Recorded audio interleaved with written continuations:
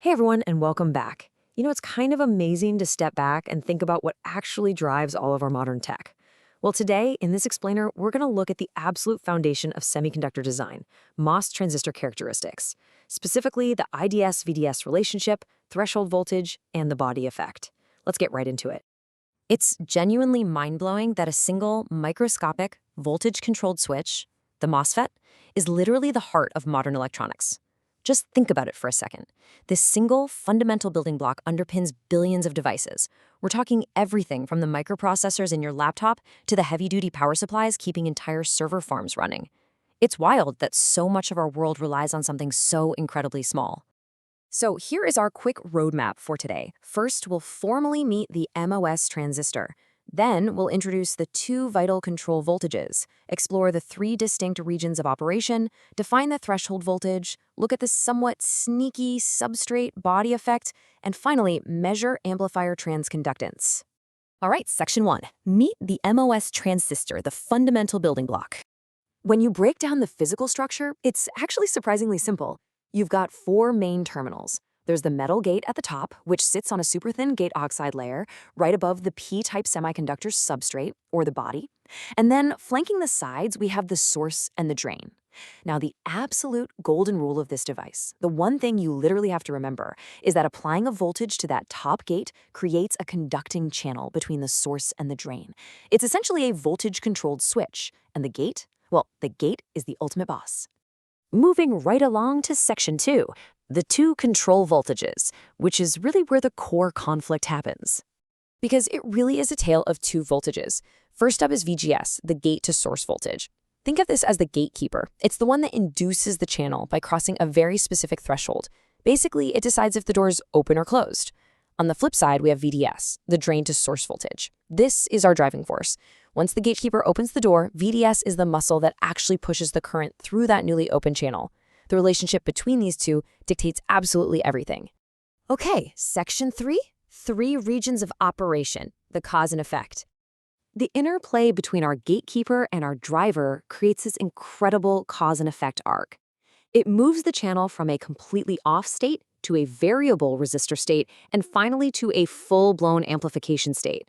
If you trace exactly what happens to the channel under these different voltage conditions, it reveals the true genius of the device. So let's break these three realms down, starting with the simplest one. First up is the cutoff region, basically the off state. This happens when VGS is less than VTH, our threshold. The gatekeeper hasn't seen enough voltage to open the door yet. The gate voltage is simply insufficient to form a channel, meaning our drain current is practically zero, and that's regardless of how hard VDS tries to push. This acts perfectly as an open switch with virtually zero leakage. If you're designing digital logic or ultra-low power devices, this off state is your absolute cornerstone. Now, when VGS crosses that threshold, bam, the gate is open. But if our driver, VDS, is relatively weak, specifically less than VGS minus VTH, we enter the linear, or triode region. Because of this, a continuous inversion layer forms all the way from the source right over to the drain. The drain current increases roughly linearly as you increase VDS. In this state, the transistor behaves wonderfully as a voltage-controlled variable resistor. It's fascinating how heavily this region is exploited when we're designing analog switches and transmission gates. Finally, we hit the saturation or active region. Here, VDS is now greater than or equal to VGS minus VTH. The driving force is strong. So strong, in fact, that the channel near the drain physically pinches off. The carriers are literally swept across this depleted region by the electric field, maintaining a nearly constant current. This is huge. Why? Because the drain current is now independent of VDS and controlled almost exclusively by VGS. This predictable, constant current state is absolutely perfect for analog amplification. Audio amps, RF front ends, you name it, they all live right here. Which brings us to section 4. The threshold voltage, the boundary. So, the threshold voltage, or VTH, is simply the minimum gate-to-source voltage needed to induce a sufficiently strong inversion layer beneath the gate oxide. Put simply, it's the exact turn-on point. Below this specific boundary, the surface beneath the gate remains in depletion, and the transistor just cannot conduct any substantial current. It's the physical hurdle the gatekeeper has to jump over. And the design implications of VTH? They're massive. It's set during fabrication by tweaking things like doping concentrations, oxide thickness, and gate materials. Engineers target VTH meticulously during the process design phase because it directly dictates the circuit's noise margin, its standby power consumption, and its overall switching speed. Basically, if you set VTH too low, you're going to get high leakage power. But if you set it too high, your circuit slows to a crawl. It's this incredibly delicate balancing act. All right, Section 5, the substrate body effect, a subtle influence. Now, this raises a really critical question. What happens if the substrate body and the source aren't at the same potential? In basic ideal circuits, we often just tie them together and call it a day. But in stacked transistor circuits like standard logic gates, the source potential actually varies.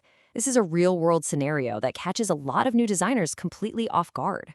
This quirk is called the body effect, or sometimes backgate bias. It's essentially a change in the threshold voltage caused by a voltage difference between the source and the body, which we denote as VSB. What happens is, this voltage difference alters the electrostatics deep beneath the gate, and the result? It makes the device fundamentally harder to turn on. If we just trace the physics logically here, when you increase that source body voltage, the depletion region physically widens. And because of that widened depletion region, channel formation is reduced. It's just physically restricted. The bottom line consequence of this chain reaction is that your threshold voltage increases. You now need more gate voltage to induce that inversion layer and turn the device on. It's a subtle influence, sure, but ignoring it will completely derail your circuit simulations. Let's move into our final major topic, Section 6, measuring amplifier transconductance, or GM. The math behind this magic is actually really elegant. Transconductance, or GM, is the figure of merit defined as the change in drain current over the change in gate voltage. It quantifies exactly how powerfully the gate controls the current. If you're looking at an ID/VGS curve, GM is the ultimate slope at your operating point, measured in Siemens. A higher GM basically means you have a more responsive, much more efficient amplifier. So how do we actually get a higher GM? Well, circuit engineers directly manipulate the device during design. For example, if you increase the drain current, you increase GM, which gives you a noticeably faster signal response. Alternatively, you can physically manipulate the transistor's geometry by increasing the width-to-length ratio, the W/L. Doing this also increases GM, rewarding you with greater voltage gain and significantly better noise performance. These are the direct handles we use to squeeze out higher, more efficient amplification when we're in the saturation region. There's a great quote that sums this up. Every aspect of MOSFET behavior flows from the interplay of just two voltages, and we've seen exactly how true this is today. VGS opens the channel, and VDS determines the operating regime. They are absolutely king. Once you master their relationship, our entire fundamental cause and effect narrative, everything from the body effect right through to transconductance, it all falls completely naturally into place. Because what we've covered today, it isn't just basic theory. It is the uncompromising foundation of all transistor-level circuit design. We're talking CMOS logic gates, current mirrors, differential pairs. Mastering these simple relationships unlocks your ability to design literally everything, from the simplest switch to the incredibly complex processors sitting in our phones right now. Which leaves us with a final thought to chew on. Armed with this core understanding, how will you manipulate VGS and VDS to design the next generation of integrated circuits? It's pretty exciting to think about what these simple principles can build. Keep pushing the boundaries, and I'll catch you in the next explainer.